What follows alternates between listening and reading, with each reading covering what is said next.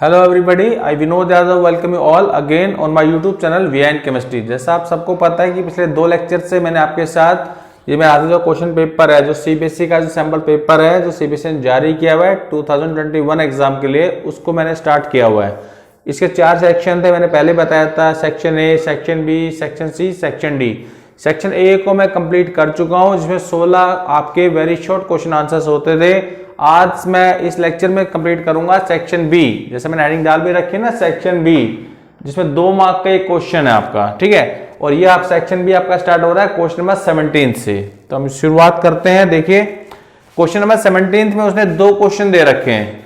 एक तो मैंने आपके सामने लिखा हुआ है, या तो आप इसको अटेम्प्ट करेंगे, ये नहीं आता है तो एक क्वेश्चन आएगा इसके बाद, या वो उसको कर सकते हैं। तो देखो पहले इसी क्वेश्चन को हम देख लेते हैं, क्या कह रहा है वो आपसे पूछ रहा है, with the help of resonating structures explain the effect of presence of nitro group at ortho position in chlorobenzene। वो कह रहा है क्लोरोबेंजीन में, क्लोरोबेंजीन क्या होता है सबको पता है, Cl बेंजीन, इसके ऊपर ऑर्थो पोजीशन पे नाइट्रो ग्रुप लगा हुआ आपका, ये इस टाइप से ये ग्रुप लगा हुआ है। तो पूछ रहे हैं इस ग्रुप की वजह से इसमें क्या होगा, होना क्या है। देखो इस ग्रुप की वजह से यहां पे आपका न्यूक्लियोफिलिक सब्स्टिट्यूशन हो जाएगा आराम से। कैसे, उसको ही समझाना है with the help of resonating structures. तो सपोज कीजिए आपका कोई OH नेगेटिव आना है, वो इसकी जगह आना है Cl की जगह, तो इसने अटैक यही करना है, सॉरी यानी जहां पे Cl लगा हुआ है उस कार्बन के ऊपर अटैक करना है। ये अटैक कब होगा, जब यहां पे पॉजिटिव क्रिएट होगा तब होगा ये अटैक। Is that clear. तो फिलहाल आपको इसको अटैक को दिखाना है विद द रेजोनेंस। तो देखो रेजोनेंस होगा तो कैसे होगा वो समझना आपने, वो ही शो करना आपने। रेजोनेंस कैसे शो करेगा, यहां प्लस कैसे क्रिएट करेगा वो समझिए। देखो जब ये डबल बॉन्ड के इलेक्ट्रॉन O के पास जाएंगे तो N पे कमी होगी इलेक्ट्रॉन की, पहले 4 थे, पहले भी कमी थी पर 4 के अब 3 हो गए। उन 3 को फिर 4 करने के लिए ये जो पाई बॉन्ड के इलेक्ट्रॉन्स है ये यहां पे आएंगे आपके। जब ये इलेक्ट्रॉन्स यहां पे आएंगे तो इस कार्बन का इलेक्ट्रॉन चला गया तो यहां प्लस क्रिएट हो जाएगा, और जब प्लस क्रिएट होगा तो OH आराम से अटैक कर पाएगा यहां पे। इधर क्लियर। अब देखो रेजोनेंस दिखाना है हमने, तो Cl बेंजीन यहां प्लस बनी क्या था, तो ClOH को भी लगा लीजिए आप यहां पे, ठीक है। अब ये यहां चला गया, डबल बॉन्ड बन गया, N single bond O negative, एक O नेगेटिव यहां भी है, पहले से ही है ये बॉन्ड आपके यहीं पे है। अब हमने रेजोनेंस को शो करना है। रेजोनेंस शुरुआत हो चुकी है आपकी, रेजोनेंस की शुरुआत हो चुकी है आपकी। तो देखो आगे रेजोनेंस चलेगा, कैसे चलेगा, जो इलेक्ट्रॉन गया था ना वापस आएगा। सपोज करो चाहे इसका वापस करो चाहे इसका वापस करो, एक ही बात है। तो ये जो बॉन्ड है डबल बॉन्ड, इसके इलेक्ट्रॉन यहां गिरेंगे आपके, तो उसी समय बेंजीन के जो पाई इलेक्ट्रॉन है इस कार्बन पे चले जाएंगे। मैं फिर से क्लियर करता हूं। देखो यहां पहली स्टेप ये हुई थी, दूसरी स्टेप ये हुई थी, फिर इसने अटैक किया था, रेजोनेंस आपने दिखा दिया। फिर पहली स्टेप में इलेक्ट्रॉन जो आए थे ना O के पास वापस आएंगे डबल बॉन्ड के, ये डबल बॉन्ड टूट के यहां आएगा तो ये यहां जाएगा, तो अगला स्ट्रक्चर ये आ जाएगा आपका। यही शो करके आना आपने एग्जाम में, और कुछ नहीं करके आना आपने।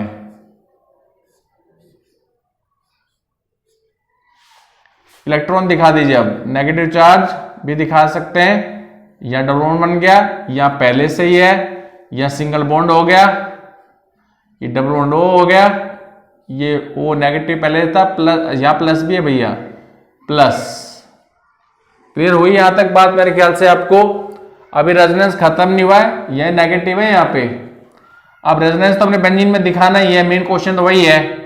अब ये 2 इलेक्ट्रॉन जो है ना ये यहां गिरेंगे इसके बीच में, तो पाई बॉन्ड यहां गिरेगा आपका।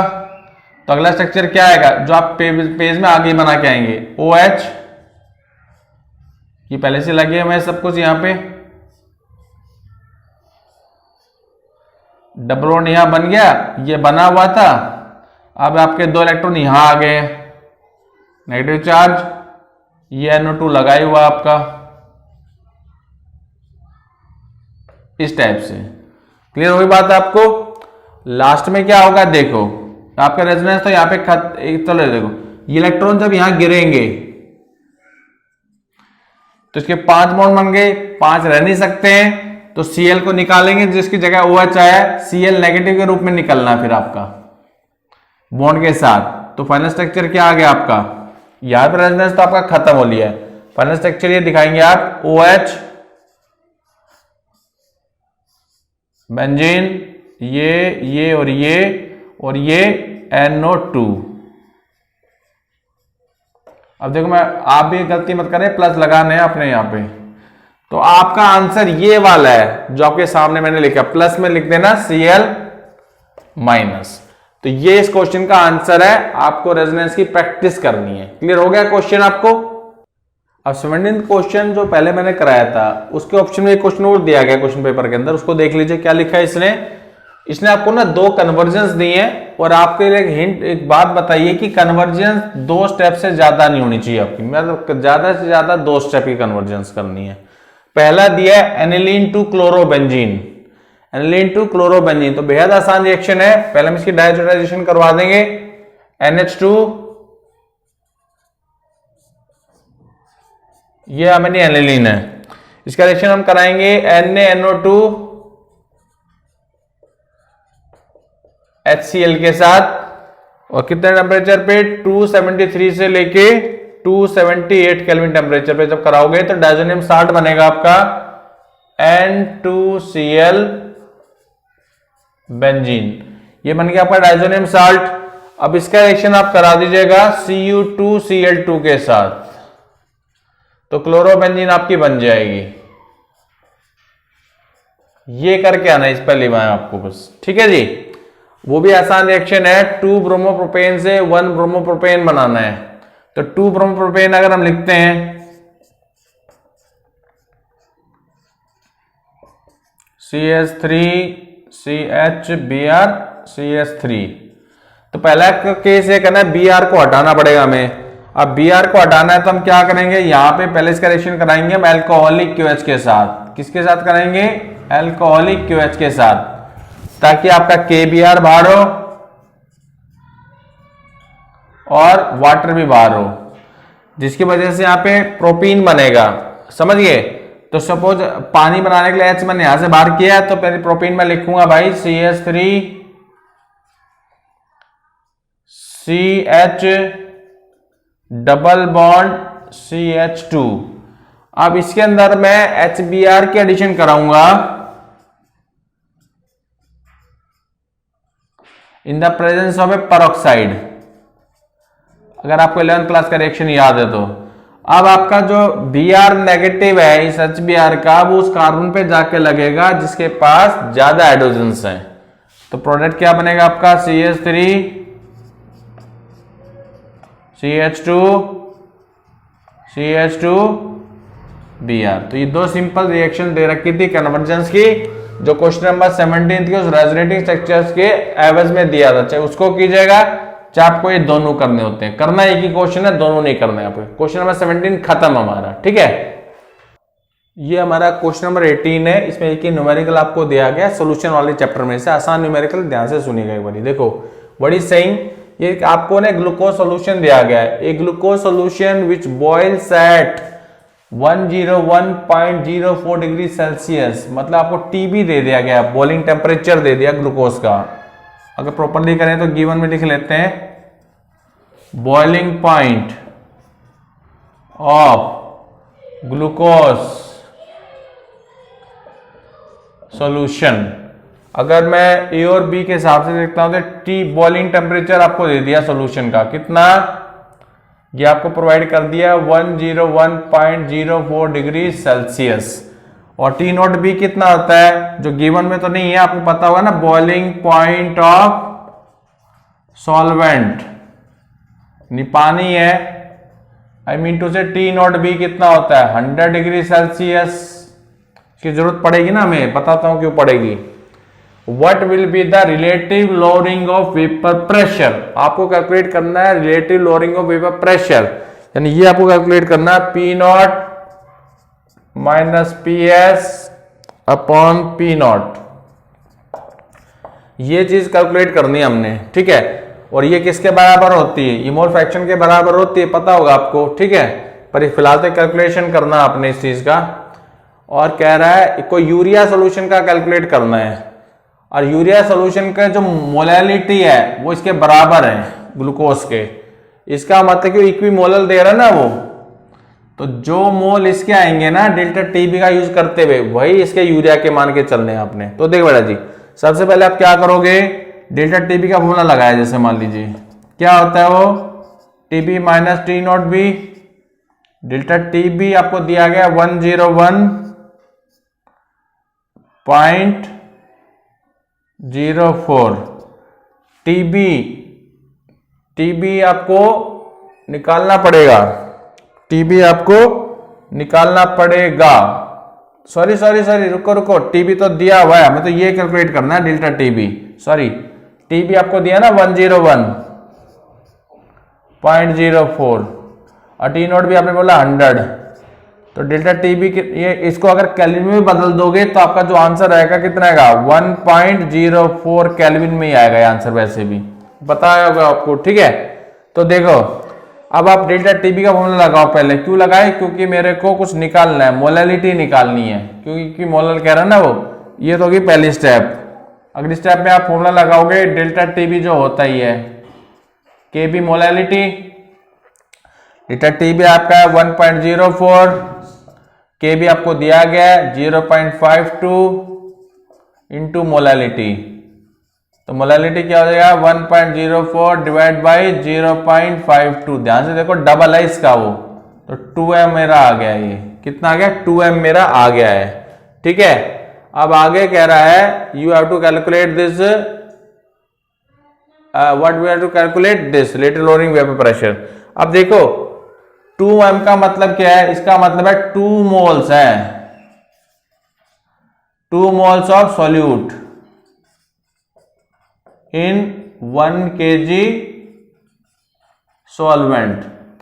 अब मेरे को सिर्फ इससे मतलब होना चाहिए 2 मोल से, क्यों, क्योंकि जो इसका फॉर्मूला होता है एक्स होता ही है, पता होगा आपको।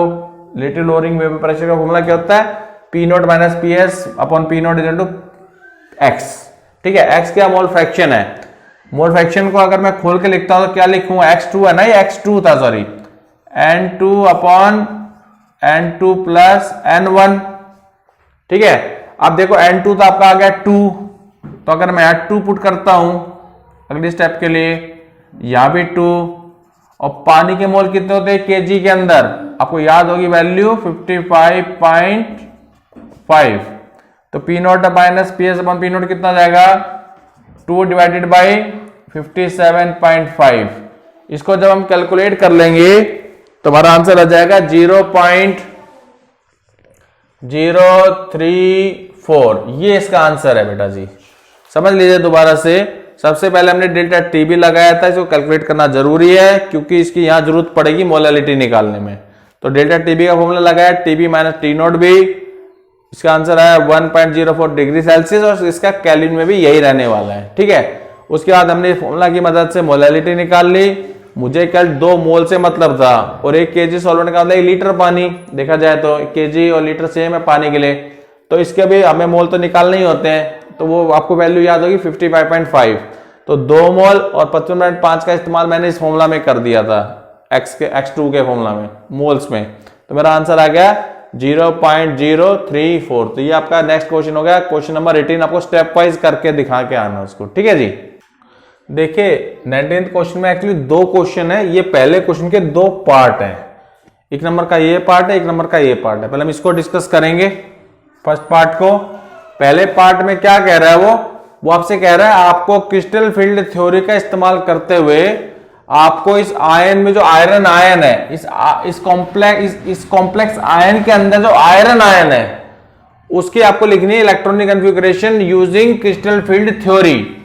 अब देखो ऑक्टाहेड्रल कॉम्प्लेक्स है, अब ऑक्टाहेड्रल कॉम्प्लेक्स है, इसका मतलब क्या है कि जब ये लिगेंड करीब आएंगे तो जो डीजेनरेट ऑर्बिटल्स हैं डी के 5, they will divide into 2 sets, 3 नीचे हैं जिनको बोलते हैं T2G ऑर्बिटल्स, और 2 आपके ऊपर है, 2 सेट, इनको बोलते हैं ईजी ऑर्बिटल्स। तो आपको क्या करना है, सबसे पहले ये डायग्राम आप साइड में बना लेना, ठीक है। सबसे पहले आप Fe इस कॉम्प्लेक्स आयन के अंदर Fe का चार्ज निकालोगे, तो आपको पता है भाई वाटर न्यूट्रल लिगेंड है, तो Fe का चार्ज जाएगा +2। तो जो नॉर्मल जो इलेक्ट्रॉनिक कन्फिगरेशन है Fe+2 की, इसके Fe की क्या आएगी, Ar18, अब 4s2, 2 तो चले गए, 3d6।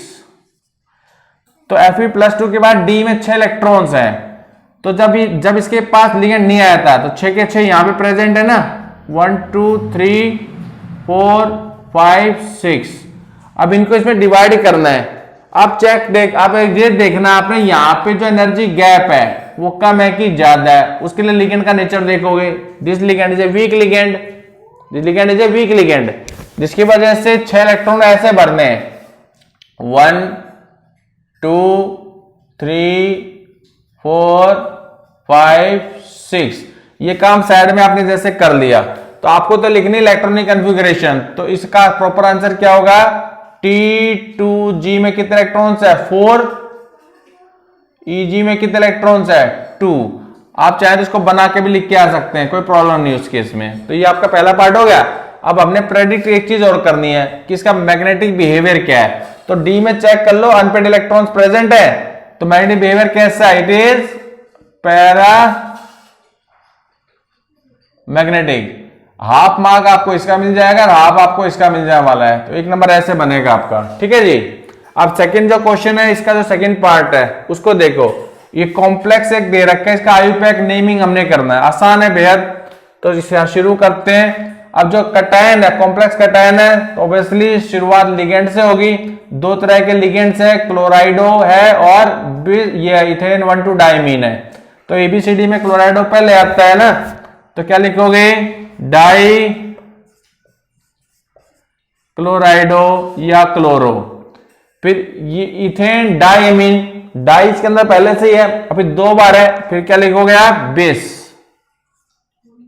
डैश लगाने, बेस, ब्रैकेट बनाना, इथेन 1,2 डायमीन, ब्रैकेट बंद कर देना।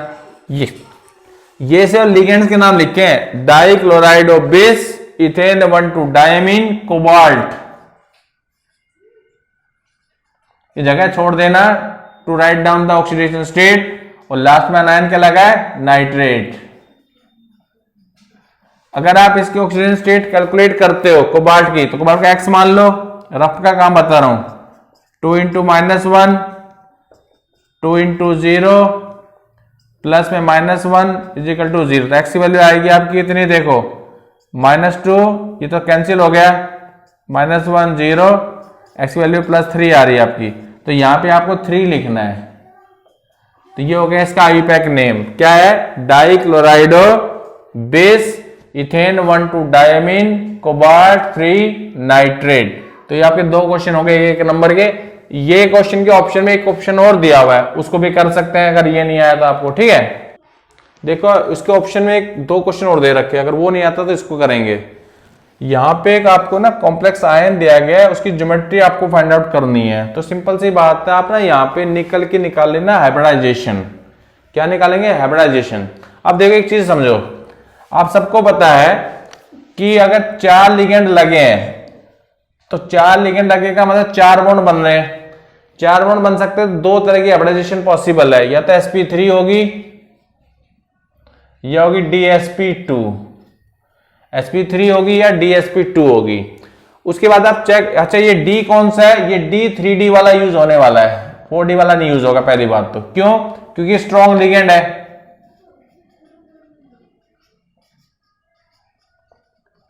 तो छोटा सा ना बैलेंस बॉन्ड थ्योरी कुछ करके देख लेना। सबसे पहले निकल के ना ऑक्सीजन स्टेट अगर निकालते हो मान लो यहाँ पे, तो वो नहीं की +2 आ रही है आपकी। मैं रफ का काम बता रहा हूं आपको। फिर कॉन्फ़िगरेशन अगर लिखते हो तो Ar18, 4s तो 0 हो गया, 2 चले गए ना, वो 3d8 है, निकल का 8 है। इसका मतलब निकल +2 का 3d8 है, यानी ग्राउंड स्टेट के अंदर ये कॉन्फ़िगरेशन आपकी 3d8 बनाना, रफ में सारा काम। 5, ये तो डी के हो गए ना 3D, फिर 4s से खाली पड़ा हुआ है, 4p बना लेना अपने। रफ में करना फटाफट। 8 इलेक्ट्रॉन भरो, 1 2 3 4 5 6 7 8। ओके, अब देखो मैंने कहा स्ट्रॉन्ग लिगेंड है। अब अगर स्ट्रॉन्ग लिगेंड है तो एक्साइटेड स्टेट में वो क्या करेगा, अगली स्टेप एक्साइटेड स्टेट इसके बाद जो बनाएंगे आप, वहां पे आपको ये जो अनपेड इलेक्ट्रॉन है पेयरिंग करा देना इनकी। अब आपके पास देखो एक डी का खाली है, एक एस का खाली है और 3 ये पी के खाली है। आपको सिर्फ 4 लिगेंड लगाने हैं, तो अंदर के 4 यूज करोगे, कौन कौन से, डी एस और 2 पी के। तो इसकी हाइब्रिडाइजेशन क्या हो जाएगी बेटा, ये वाली हो जाएगी DsP2। अच्छा, हाइब्रिडाइजेशन DsP2 हो गई। अब DsP2 हाइब्रिडाइजेशन की जो ज्योमेट्री होती है वो स्क्वायर प्लेनर होती है। क्या होती है, स्क्वायर प्लेनर। तो देखो आप इसका ये तो काम रफ में कर लिया आपने सारा कुछ, जो प्रॉपर आंसर आपने देख के आना अभी उसका ध्यान दे लो। ज्योमेट्री लिख के आंसर लिख के इसका शेप बना ही देना। Ni लिखा बीच में, स्क्वायर प्लेनर ऐसी होती है ना, एक स्क्वायर बनाना प्लेन के अंदर और कुछ नहीं करना आपने। यहां ब्रैकेट लगाना और 2 माइनस, और यहां लिख देना ज्योमेट्री का नाम।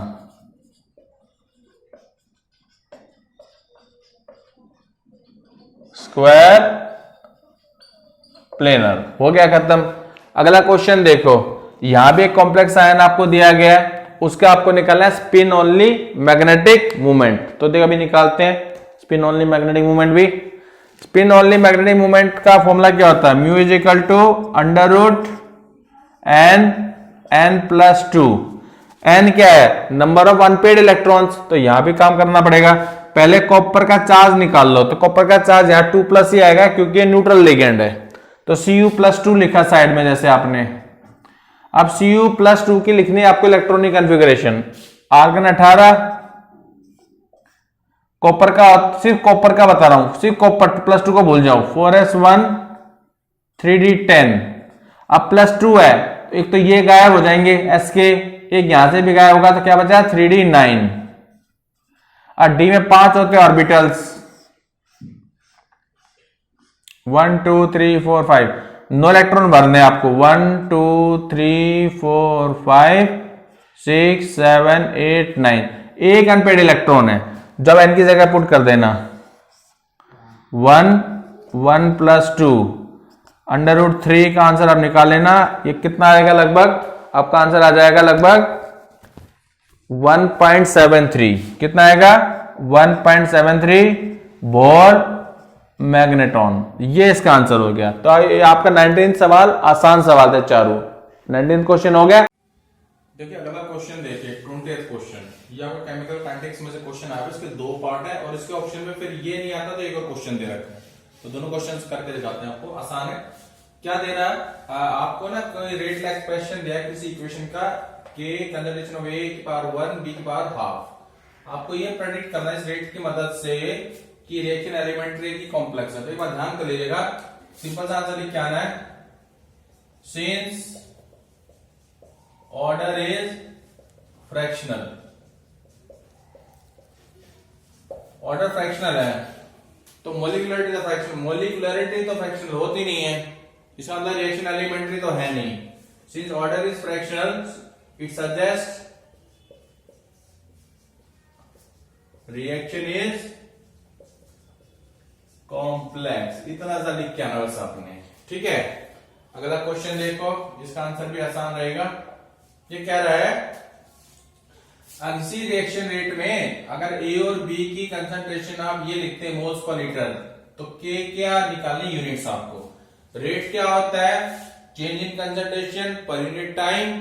कंसंट्रेशन यूनिट क्या है, moles per litre, moles litre inverse upon seconds. भाई change in concentration per unit time is equal to k की तो निकालनी है, ए की लिख रहा है moles per litre, mole litre inverse की पावर 1 ही है। अगले की मोल्स पर लीटर ही लेनी है, मोल लीटर इनवर्स की पावर हाफ। के निकल जाएगा, देखो mole litre inverse upon seconds equal to k mole litre inverse mole half और लीटर माइनस हाफ, ये दूसरा हो गया। अब इन दोनों को इसके नीचे का ले आता हूं, मान लो के लिए, ठीक है। देखो के क्या बन जाएगा, मोल, ये काम रफ में करना आपने, -1/सेकेंड, ये वही वाला है। इन दोनों को इसके नीचे ला रहा हूं अभी, हाँ जी, मोल लीटर इनवर्स मल्टीप्लाई में ये भी तो है ना, मोल हाफ लीटर माइनस हाफ, ये तो कैंसिल हो गया। तो के की यूनिट क्या बचेगी आपके पास, ये ऊपर जाके क्या बनेगा, सेकेंड इनवर्स, ये ऊपर जाके क्या बनेगा, minus half mole minus half, ऊपर जाके प्लस हाफ बनेगा, नीचे माइनस है ना, लीटर हाफ। तो ये यूनिट है इसकी, मोल प्रॉपर तो लिखे तो ये लिखेंगे mole minus half litre half second inverse, ये प्रॉपर आंसर है जो आपको लास्ट में लिखना है। ये हो गया सेकेंड पार्ट का आंसर। अब इसके ऑप्शन में एक और दे रखा है, उसको और करेंगे हम लोग, ठीक है जी। देखो ऑप्शन में एक न्यूमेरिकल आपको दिया गया है, और ये न्यूमेरिकल कहां से, पहले बता देता हूं। आपके सिलेबस में एक मेथड दिया है, to determine the order of the reaction by using initial rate method, ये क्वेश्चन वहां से आया हुआ है। और आपको ऑर्डर नहीं निकालना, ऑर्डर तो बाद में बता देंगे, आपको उसके रेट ला एक्सप्रेशन लिखनी है। इस ये डाटा आपको दे गए हैं, कुछ आपको रिएक्टेंट्स की और एक प्रोडक्ट के इनिशियल रेट वगैरह कुछ दे रखे हैं। जैसे देखिए आपको रिएक्शन दिया गया P+2Q गिव्स R+2S। इस रिएक्शन की जो काइनेटिक स्टडी के बाद कुछ रिजल्ट्स ऑब्टेन किए गए हैं। जैसे पहली बार जब इन्होंने इनिशियल P लिया था 0.10, Q भी इतना था तो रेट इतना हो गया, फिर ये ऐसे कुछ आपको दे रखे हैं। You have to just write down the rate expression. तो देखो आपका आंसर कैसे करना आपने समझ लीजिए, ये क्या आपका रेट इज इक्वल टू के P की पावर आप x मान लेना और Q की पावर आप y मान लेना। मेरा कहने का मतलब आपको x और y की वैल्यू फाइंड आउट करके इसे पुट करनी है लास्ट में, ठीक है। वो करनी कैसे वो समझ लीजिए आप। इसको नंबर 1 दे देते हैं जैसे हम लोग, देखो ऐसे न्यूमेरिकल्स में करना क्या है, वो ध्यान से सुनिए। आपको दो एक्सपेरिमेंट्स को मैच कराना है और वहां पे दो जो इनिशियल कंजर्वेशन है मैच करनी चाहिए। अब ना तो ये दोनों मैच कर रही ना ये दोनों मैच कर रही, तो इन दोनों का तो मैच बनेगा नहीं। अगर आप ध्यान से अगले वाले को देखो, जो इनिशियल कंजर्वेशन P की दे रखी वो 0.10 मैच कर रही है, यहां मैच ना करे कोई दिक्कत नहीं है, एक मैच करानी है आपको, ठीक है। तो देखो इसका इस्तेमाल करते हुए अगर आप चारों की वो लिखते हैं, जैसे मानो रेट अगर लिखने की कोशिश करते हैं तो बाय यूजिंग 1 सभी जो रेट्स आएंगे क्या आएंगे, पहले का रेट कितना दे रहा है 3.0 मल्टीप्लाई 10⁻⁴ इज इक्वल टू के। P कितना दे रहा है 0.10, x रख लो, Q कितना दे रहा है 0.10, इसको y रख लिया, इसको नंबर A दे दिया।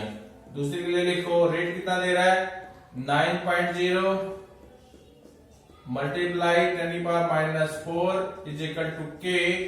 P की दे रहा है 0.30 की पावर x और 0.30 की पावर y, इसको आपने b मान लिया, ठीक है। अब मैं वहां कर रहा हूं मेरे को आप पर, ठीक है। और तीसरी कौन सी दे रहा है भाई 0.10, रेट कितना दे रहा है 3.0 मल्टीप्लाई 10⁻⁴ इज इक्वल टू के 0.10 की पावर x और 0.30 की पावर y, इसको आप दे देना C इक्वेशन। और लास्ट एक को लिख लो 6.0 मल्टीप्लाई 10 की पावर -4 के 0.20 की पावर x और 0.40 की पावर y, इसको दे दिया D। ABCD की मदद से निकालेंगे। जैसे मैंने पहले कहा था ये दोनों मैच कर रही है ना, तो इसका लाभ A और C को लेंगे हम लोग। यानी आप लिखोगे डिवाइडिंग A छोटा ए तो छोटा ए लिखो, ए बाई सी। उससे क्या होगा देखना भी, ए के जो इजिकल टू इधर ऊपर आ जाएंगे ना, 3.0 मल्टीप्लाई 10⁻⁻4, सी का भी वही है 3.0 मल्टीप्लाई, ये तो रेट अपॉन रेट हो गया। अब कंजर्वेशन के ऊपर आओ, के 0.10 की पावर एक्स 0.10 की पावर वाई डिवाइडेड बाई के 0.10 की पावर एक्स और 0.30 की पावर वाई। जो कर सकते हैं काट दो, 1 आ गया यहाँ पे इजिकल टू, इस ये भी कर सकते हैं ना, तो 1/3 आएगा, यानी 1/3 की पावर वाई। इसका मतलब y की वैल्यू क्या पुट करूंगी, इसके ऑलमोस्ट बराबर आए तो यहाँ पे y की वैल्यू 0 आएगी आपकी, तो कम से कम y की वैल्यू 0 आएगी, तो यहाँ पे 0 पुट होगी आपकी इस इक्वेशन में। ठीक है, इसको आप 1 इसको आप 2 दे दो जैसे। अब आप क्या करोगे, आप x की वैल्यू भी निकालनी है। अब हम क्या करेंगे, देखो ऐसी चीज देखो जो मैच कर जाए।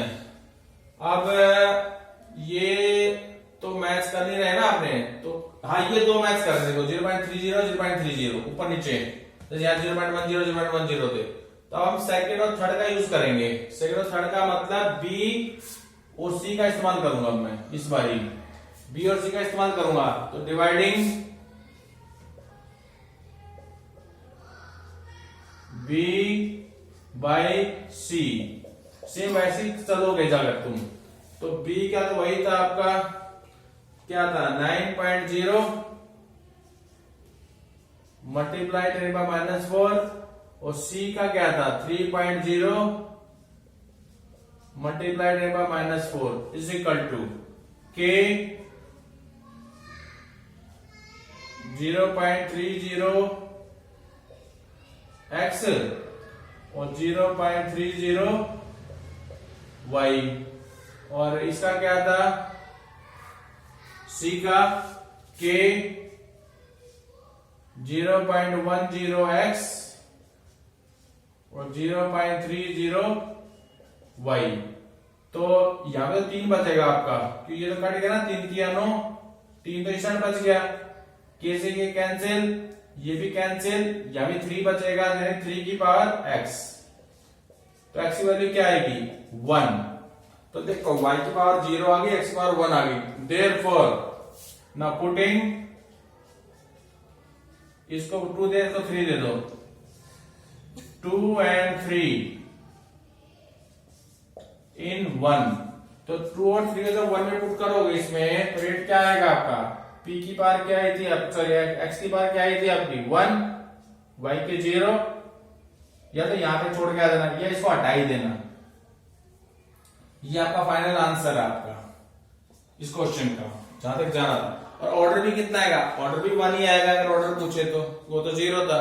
तो इस तरह से आप इस सवाल को कर सकते हैं आप लोग। ठीक है जी, तो देखिए आज का मैं लेक्चर खत्म करना चाहूंगा, क्योंकि लेक्चर मुझे पता ऑलरेडी 33 मिनट्स का करीब हो चुका है। ठीक है, तो मैंने आपके साथ जो 2 नंबर के जो क्वेश्चन जो डिस्कस किए सारे नहीं किए, बचे हुए क्वेश्चंस पे अगले लेक्चर में लेके आऊंगा सेम हेडिंग के साथ ही। आज के वैसे तो कहने के क्वेश्चन 4 ही हुए हैं, पर 4 में आपने देखा कि चॉइसेस ज्यादा थी, तो कुल क्वेश्चन 7 मैंने अलग अलग क्वेश्चन कराए हैं। वैसे 4 क्वेश्चन है according to the question paper, पर क्वेश्चन के नंबर्स के काउंट करोगे, क्वांटिटी काउंट करोगे, तो 7 मैंने आपके साथ क्वेश्चन डिस्कस किए हैं 2 मार्क्स ईच। अगले लेक्चर में जो बचे हुए क्वेश्चन हैं, क्वेश्चन नंबर 21 से लेके क्वेश्चन नंबर 25, वो मैं अगले लेक्चर में आपके साथ डाउन अपलोड करके आऊंगा। अगर आपको मेरा लेक्चर अच्छा लगा हो, इसे ध्यानपूर्वक सुनिएगा, फिर क्वेश्चन पेपर को प्रिंट निकलवाइएगा, इसे प्रैक्टिस कीजिएगा, ताकि आपको पता चले कि मुझे कितना आ गया है।